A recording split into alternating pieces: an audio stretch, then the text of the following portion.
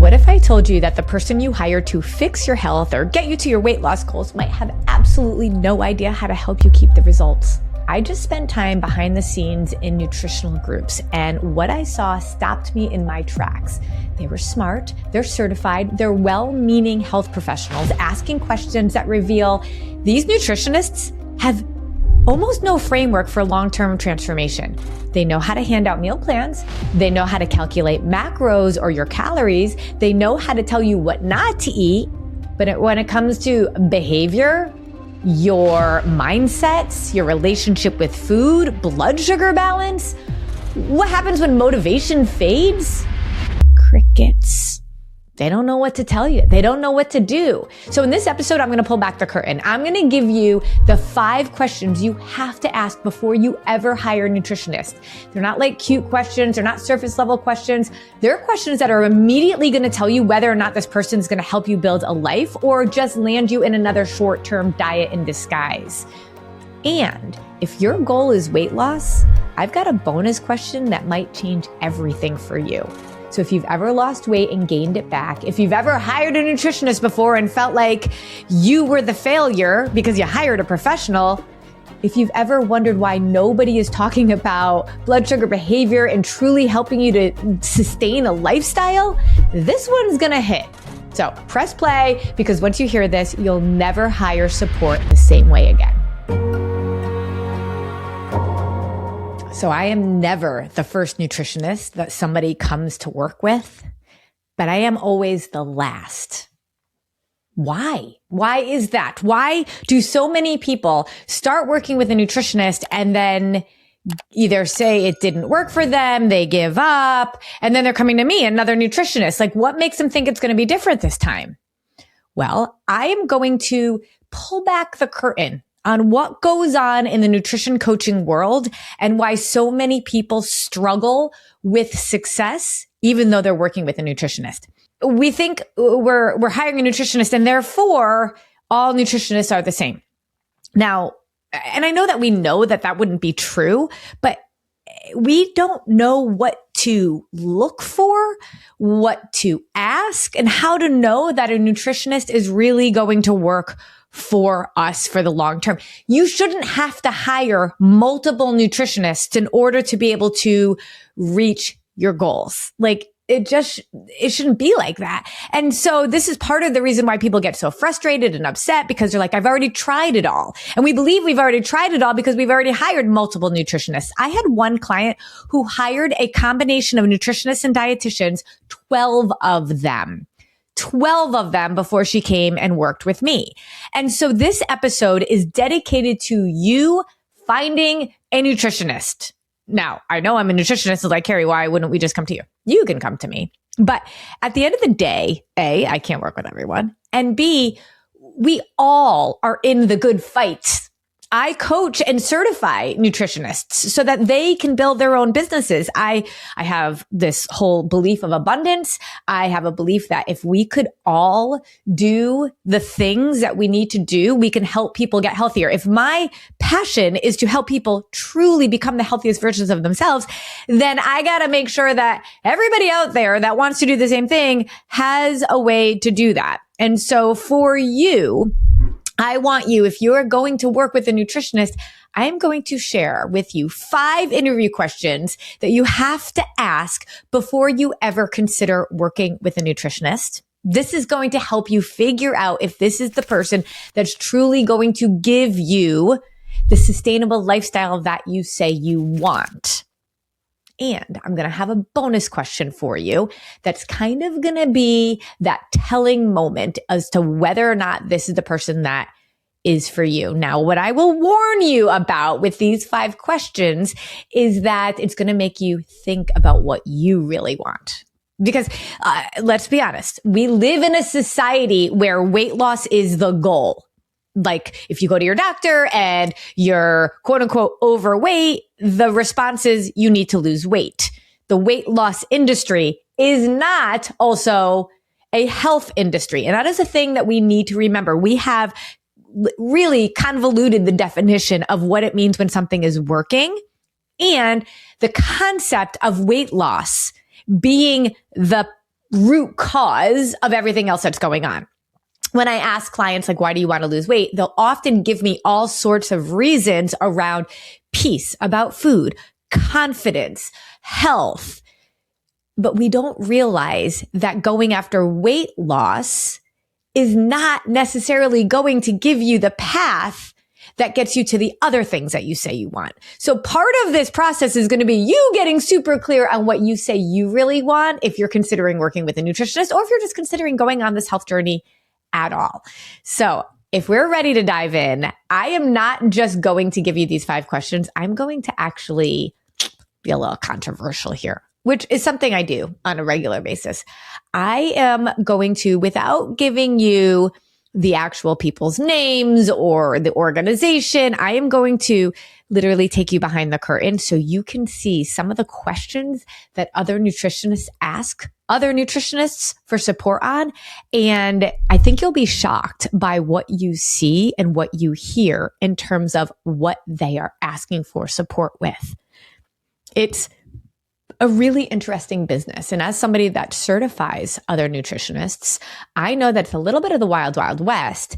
And yet I also know that some of the top rated certification programs in the country teach in a way that is not conducive for nutritionists to truly get sustainable results with their clients.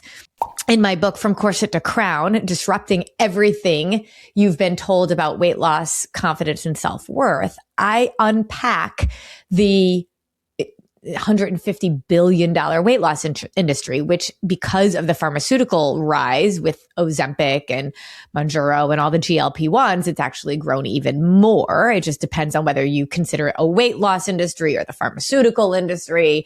And so it's closer to like a $600 billion industry, but it's literally doubling like every year. It's insane how much growth is happening to an industry that does not have our best interests at heart and that is constantly failing us. Let's be honest. There is a crazy statistic that the average woman starts and stops 6 diets a year. A year!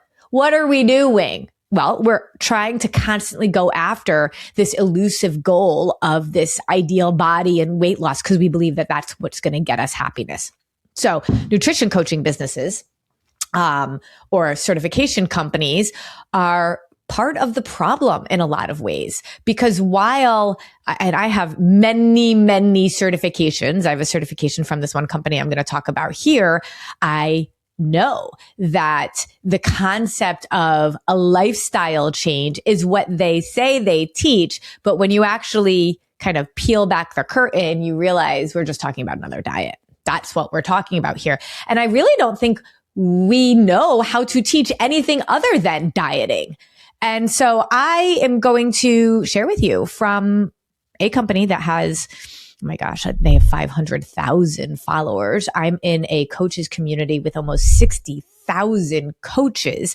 And I'm going to read to you some of the questions that they're asking. And then we're going to get into the interview questions that I think you need to ask before you hire anybody.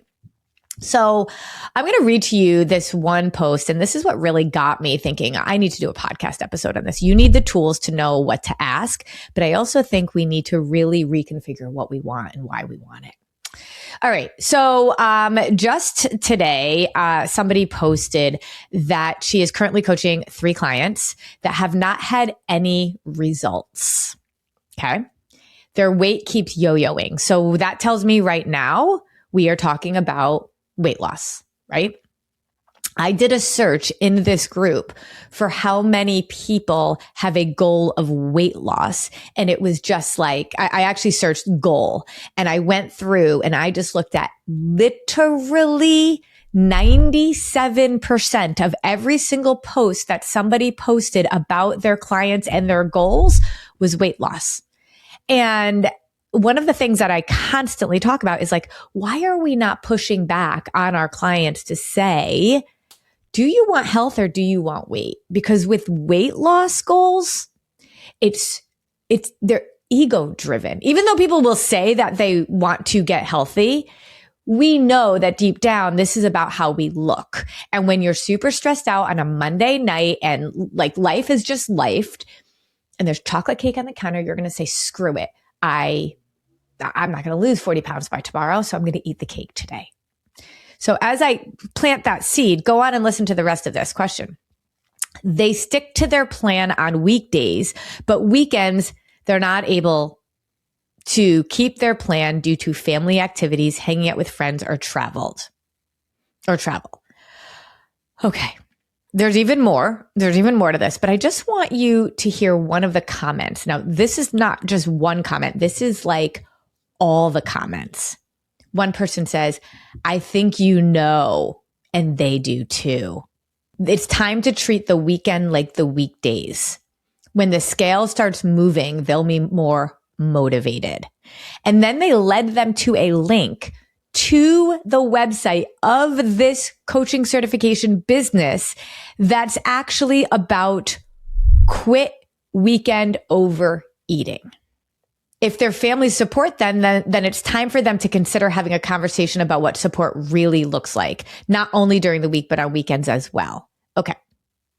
Now, I have a lot to say about this because this is a perfect example of how we blame ourselves. We are not allowed to be able to have fun on the weekend. We're not. It's like, if you can be perfect on the weekend and then you have to go, or weekday, and then you have to go, you can't go on the weekends, things change, then it's your fault. I gave you a plan. Here is a meal plan. Here is how you have to show up. And if you're not going to do that, well, then there's not much I can do.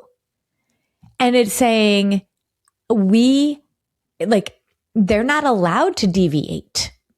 They have to be perfect.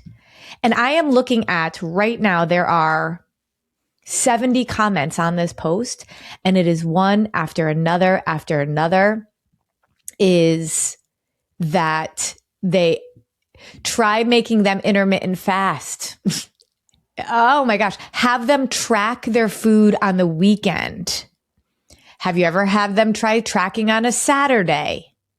Weight loss isn't about trying harder. It's about trying smarter, right? And I love that. But then they're saying they just have to eat less, right? Oh gosh, here's another one. Challenge them to a month of weekend deficits. I mean, it just goes on and on and on and on. Okay. So that is like, she's even, as she goes on and talks about this question that she's asking to these other coaches, she's like, I have been doing constant coaching on prioritizing protein and getting their fiber in and planning ahead. I even reframed it for them where if they could just be 75% on point on the weekends, that would be better. And she said, I don't want to lower their calories more, but I don't know what to do. I am at a loss. And it's just, it's sad because I want every nutritionist to be successful, but this is dieting. This is not, is it just dieting, but it's the conversations underneath it are continuously talking about dieting. Here's another one. This one is from today as well. I mean, there's so many different comments here. Can you advise me, please? And they go on to talk about how they have a client who's a 57-year-old woman who asked to work with me to lose weight. Tried lots of dieting before and worked with a trainer. And she goes on to talk about all the different things she's tried. She knows everything. And she's used my fitness pal and said that even with the calorie counting, she did not lose weight. I don't know how I'm going to be able to help her. She's already done it all. She has done blood work and has elevated lipids and triglycerides, even high glucose. My intuition is telling me not to work with her because I don't think she's going to be successful.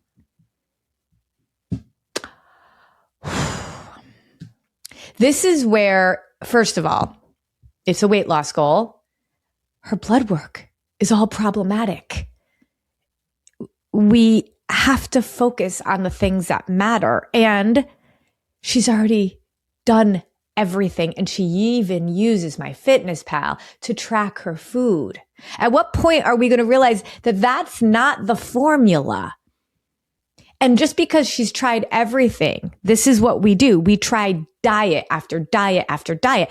Diets are literally the same wolf in different sheep's clothing. So just because you tried fasting and then keto or Noom and then Weight Watchers, they're all the same. They're all requiring deprivation, punishment, perfection, and a meal plan as if your life is a script. And then when life shows up, or when you want to have fun, or when you don't want to have to think about it so much, well, it was your fault. You fell off the plan. And that's where I have a heart for every single human to get healthy. And it can't be this hard to get healthy. So I told you I did a search for goal, and it's literally like this person said, how do you retain your clients? One of my first clients who was very excited and committed worked with me for a month, and she saw results, and I got good feedback from her on our weekly calls. Her goal was to lose all the pregnancy weight. And now she is, my program requires a 12-minute commitment. She's now ghosting me, and I've tried to follow up with her, and she's not responding. This client traveled for a month. She told me she'd follow the plan while she was away and continue with me when she got back, but I haven't heard from her. Because first of all, it's about weight loss, right? Secondly, she was excited and committed to work because we get this burst of motivation. I'm ready to lose the pregnancy rate. I'm ready to lose weight. Motivation is like rocket fuel. When you have it, we should use it. But it's not a strategy, because if you've ever said, I'm working out tomorrow morning at 5 o'clock in the morning, and you lay your clothes out and you're like motivated, and then 5 o'clock comes and you're like, I am so not doing this. We aren't giving our clients a strategy of really getting deep into what they want and why they want it, but also truly helping them understand what health looks like. What's the healthiest version of you do, say, think, and believe? And we should be able to travel and still be able to be healthy. It shouldn't be a requirement that we have to be home following a plan, grocery shop all the time, and literally have nothing else except a focus on our food. Like, it's not going to work. It's not that tricky, but it is. And this is why. It's because of our cultural conditioning about what the definition of something working is. What results are we talking about? Weight loss. That's it. And when your goals are weight loss, you're always going to plateau, because weight loss isn't a formula. Caloric deprivation, caloric intake isn't a formula. So many people are going to be mad at me.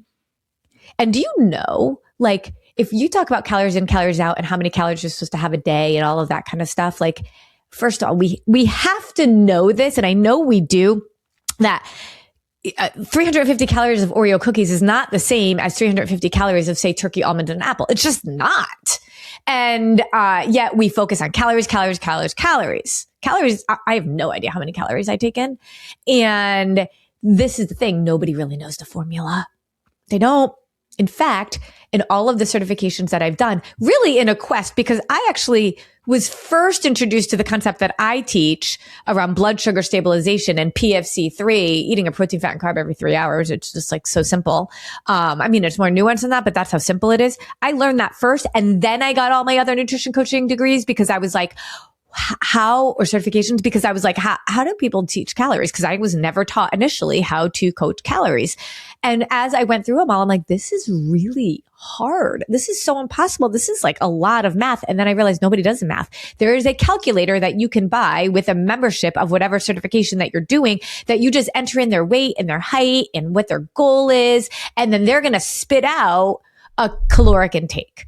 And nutritionists have to pay for that service, because nobody knows the math other than that. And do you know that your movement is only 10% of your caloric burn? Like, so if we're thinking like I burn calories and I eat calories, they're not the same.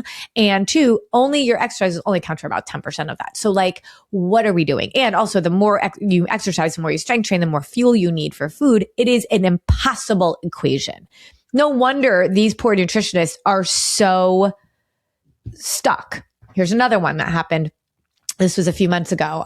As I just go through this search, I have a client who's a 25-year-old female. She came to me with the goal of weight loss and then goes into, she's food logging and it's talking about how many calories she's taking in, and she's not making quote unquote progress. But forget all that other stuff. She came to me with the goal of weight loss. And this is one of the things I see in these groups all the time. My client said they wanted to lose weight. We never question that. We never push it. We silently agree that that is appropriate. And so if we never push that in our clients, like, they're never going to think differently about what they want and why they want it.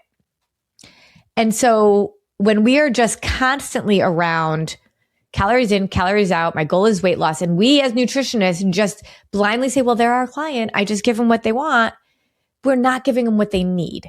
And I know this because in my very first year of being a nutritionist, I had 252 clients. I write about this in my book. And I taught them how to live without counting calories, without tracking a single piece of food. It was incredible. They were like, oh my gosh, this is amazing. I'm never going to have to diet again. This is like the best thing ever. And within 1 year, every single person fell off. Every single person. Literally. I was like, I had a 0% success rate, even though if you had asked me, I would have been like, everybody was successful, because I looked at success as multiple ways, right? Like energy, cravings, confidence, their own belief about like what was important, weight loss, blood work, all that stuff. And yet they all fell off. And I realized I was a behavior specialist for 20 years before I became a nutritionist. And I realized I hadn't put any true behavioral science behind what I was doing as my first kind of realization as to why they weren't successful long-term. And my second realization was that they all had goals that were about their ego, about weight, about if they lost a weight, they could take a picture and feel more confident. They could be confident if they felt like they could get to the number that they were in college, that they would just feel better about themselves. It's a piece that we are looking for. It is a ability to feel worthy. That's what we're really looking for. And when we dig deep into that now, and we start off with a strong why, it is very different when you show up at home at a Monday night and you're super stressed and you no longer need the chocolate cake to be able to deal with that stress.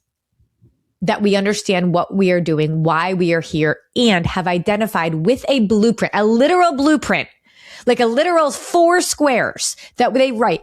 What does the healthiest version of me do, say, think, and believe? When weight loss is the goal, it will never be fast enough. We will always plateau and we will always lose interest until we are so frustrated with ourselves that we then have to move back into frustration, deprivation, and punishment mode. But when we literally can write out, what does the healthiest version of me do, say, think, and believe? That's what I want every nutritionist to do with you. Start with that. Okay, so now that I've given you kind of a behind the scenes look, let's go over these 5 interview questions. Number 1. Before you say yes to a nutritionist, it is number 1. Do you require me to track and count calories? And will you give me a meal plan? When I'm always asked, like, are you going to tell me what to eat? Are you going to give me a meal plan? And I would say, like, if anybody just gives you a meal plan, run for the hills. Your life is not a script. You are not a meal plan. None of my clients are ever handed a meal plan. They are handed an education. They understand how food works in their body. They understand blood sugar stabilization. And then they develop the plan for themselves based on the education. And then we support them in that. And does it need to change? Yes. When I travel, my food looks different than when I'm home and cooking. But I absolutely know how to be empowered to make the decisions that are going to help me continue to move. And it's not about 1 week or 1 month, but it's about consistency over time. And so that question about, do you require me to track my food and count my calories? I mean, I just know that how you lose weight has to be how you maintain it. How you get healthy has to be about a lifestyle, and you cannot count calories and track all your food forever. So we got to figure out another way. This is why people call me like this unconventional nutritionist. There's got to be another way. the amount of hours that we spend tracking and counting is like keeping us from doing the things that really matter. So that's your first question. Do you require me to track and count calories? And will you give me a meal plan? Now they may say, well, you don't have to if you don't want to, but you won't see as much success. That's not the right answer. Okay. Question number 2. What is your approach in supporting my relationship with food? Because a meal plan is not going to get into the psychology of the relationship between food and my body that I have had for decades. What do you know about that? If you're going to pay somebody a chunk of money to help you actually improve your lifestyle, then they have to know about all the aspects of lifestyle. And the relationship with food in our body has to do with our identity. It has to do with our belief systems. And if we don't have somebody on our team that understands that, this is never going to stick. This is why that one client of mine, Nicole, had 12 nutritionists and dietitians. I had another client, Donna, who had 4 before me, but one of them had taught her blood sugar stabilization. And it still didn't stick because that piece of it has to be a part. Question number 3. How and when will we communicate? As I was going through all of these posts, I realized it's like a weekly check-in. Well, I am sorry, but literally just this morning when my dog puked on my floor while I was on a call and my daughter texted me and said she needed me to call her right away because something happened at school, there was a moment of stress and chaos that if I had a relationship with food in my body, if my MO was stress eating, I would need somebody to be able to support me to go through that stress. So once a week check-in is fine. But if I can't communicate with you on a regular basis, even voice memo back and forth, then I'm not going to be able to have real-time coaching. And real-time coaching is pivotal because we have to be able to learn how to pivot the way that we identify with how we typically handle situations that lead us to the inconsistency and the struggle with our relationship with food and how we respond to stress. Okay. Question number 4. What do you know about blood sugar stabilization? That question is like a money question. Now, I just told you about Donna, who learned about blood sugar stabilization and then did not stick with it because she was not given the mindset work, the belief system work, the behavioral science work, all of that. But at the core, she was taught about blood sugar stabilization. That is so important. That is the root cause of your weight gain, of your stubborn weight loss, of your hormonal imbalances, of all of the metabolic disease, of your blood work, everything.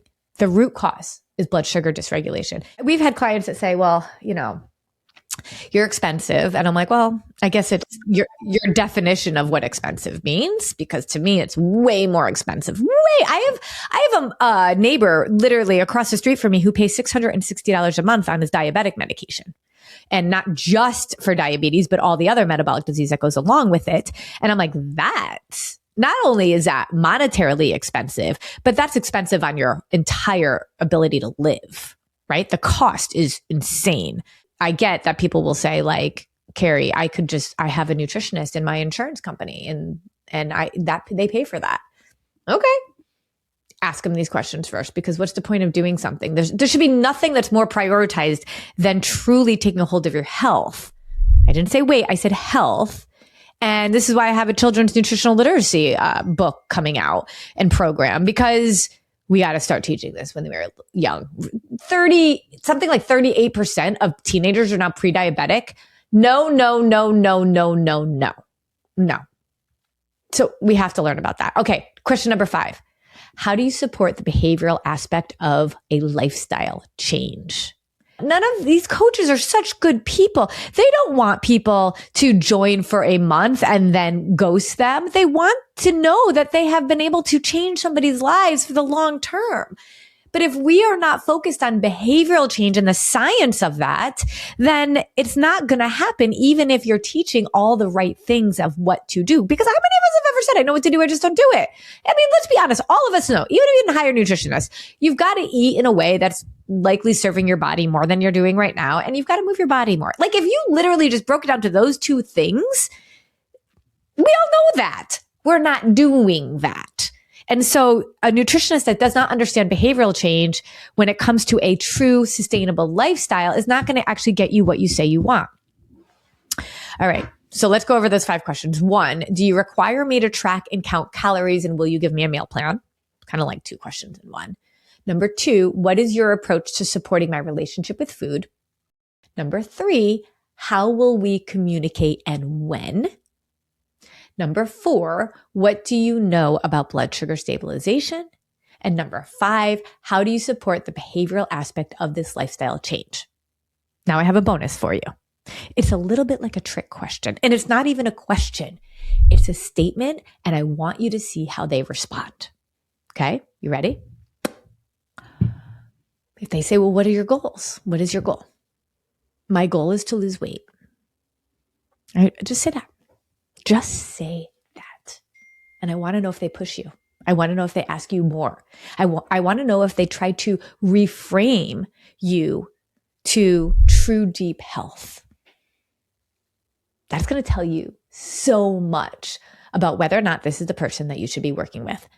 And to my fellow nutritionists, this is not like, just like I say to clients, none of this is your fault. You have been taught all wrong. Like, we have been taught all wrong as humans from the weight loss industry, the pharmaceutical industry, our healthcare system, like literally the food industry. It's all working against us. And we have been bamboozled into believing the lies that we have been sold. But as nutritionists, we kind of have to. We have been given a wolf in sheep's clothing, where it looks like the marketing is about a lifestyle. The marketing of your certification is about truly helping people. And they're even telling you that there's behavioral change and lifestyle shifts and mindset work. But when at the core, it is still around tracking, deprivation, being perfect, and your strategy is reliant on them to be perfect without actually questioning what they want and why they want it, without focusing on what it truly means to be healthy and what does it mean when something is working, well, then we're never going to get to what we want. But we just, as nutritionists, have been bamboozled as well. And I think I am just so lucky. I am so blessed that I was given a perspective first as a nutritionist because when I got into this work because this approach changed my life. So clearly I wanted to get certified learning that same exact stuff. But if I hadn't known better, I could have easily just been like, I want to teach this to others, gone and got a nutrition certification, assuming they were all the same. And as I have learned over the last 12 years, that couldn't be anything but true. I think I'm the only one that has a certification that actually isn't about caloric deprivation. My coaches have no idea how to tell their clients how many calories to eat. Now, do we know about calories? Do we understand calories? Of course. But it is just such a focus, which is a result of the diet industry. So let's all get out of that crazy spinning cycle, shall we? You now know questions to ask before you hire a nutritionist. And nutritionists, if you are listening, you now know some of the things to start thinking about. And it really is awareness. Once you can become aware of these things, you'll start to do things differently and automatically see more success with your clients. All right. So go ahead and hit subscribe, because every single week I bring you another perspective on truly what it means to be the healthiest version of yourself. And if you are so inclined, get yourself to my books. I have From Corset to Crown, which is an amazing nonfiction for adults, mostly women, around how to literally disrupt everything you've been told about weight loss, confidence, and self-worth. You can go to carrielapoli.com/corset to crown. Or if you are interested, and I shouldn't say or, I should say and if you're interested in how we can teach this to our kids, a very simplified way of understanding blood sugar stabilization and empowering them to want to make the right choices, or to make choices that are going to serve their body more than just serving their soul, or more than mindless eating, then go to pfcpals.com.